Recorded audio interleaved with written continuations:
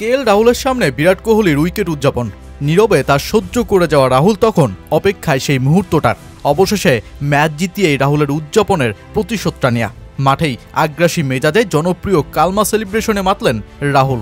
জোরে ব্যাটকে মাটিতে ঠুকে হাতের ইশারায় বুঝিয়ে দিলেন চিন্নাস্বামী আমার মাঠ, এই মাঠের রাজাটা আমি।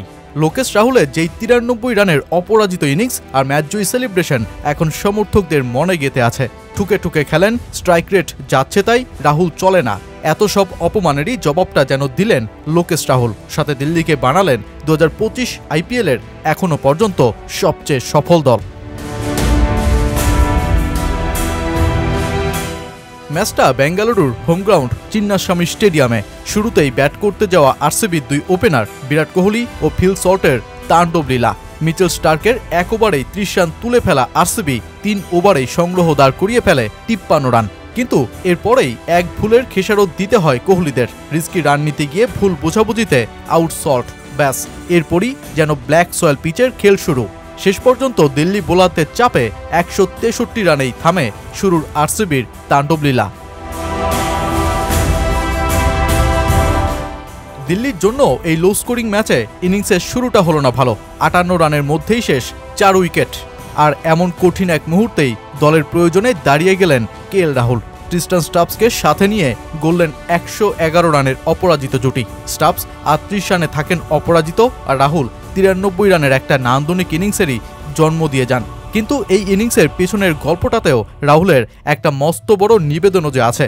বৃষ্টিতে এমনিতেই ব্ল্যাক সয়েল পিচে বল থেমে থেমে আসছিল, যখন ব্যাটারদের জন্য চারিদিকে শর্টস খেলা হয়ে পড়েছিল বেশ কঠিন।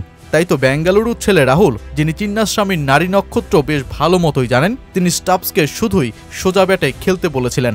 কারণ এই মাঠে সোজা বাউন্ডারিটা ছোট, আর এই জুটির 111 রানের 63.5% স্কোরই তারা করেছিল মিড উইকেট থেকে লং অফের মাঝামাঝি দিয়ে।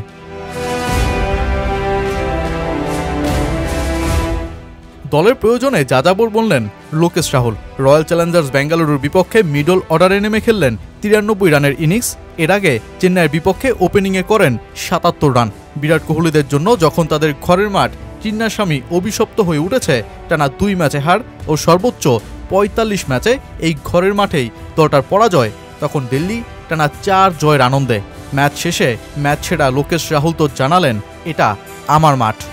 উইকেট কিপিং করতে গিয়ে বুঝতে পেরেছি বল একটু থেমে আসছে, তবে সেটা ধারাবাহিকভাবেই হয়েছে। আমি জানতাম আমার কোন শটসগুলো বেশি খেলতে পারবো। শুরুতে একটু আক্রমণাত্মক হতে চেয়েছিলাম, বড় শট মারতে হলে কোন জায়গাগুলো টার্গেট করব সেটা জানতাম। উইকেট কিপিং করতে গিয়ে অন্য ব্যাটসম্যানরা কিভাবে আউট হয়েছে সেটা বুঝতে পারছিলাম। এটাই আমার হোম গ্রাউন্ড, এটাকে আমি অন্য সবার চেয়ে বেশি চিনতে পারি।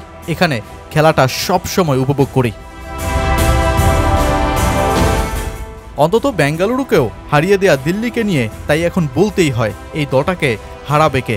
অন্তত ব্যাট হাতে কেএল রাহুল যতদিন ফর্মে থাকবেন ততদিন যেন দিল্লি দলটাতে কোনো আঁচই ফেলতে দেবেন না তিনি। টি-20 মারকুটের দুনিয়ার এই যুগেও যে প্রপার ক্লাসিক্যাল ব্যাটারদের রিদমটাও যে জরুরি, তাই যেন প্রমাণ করলেন রাহুল। তাই তো ম্যাচ জিতিয়ে এমন সেলিব্রেশনে মারতে মানা নেই তার।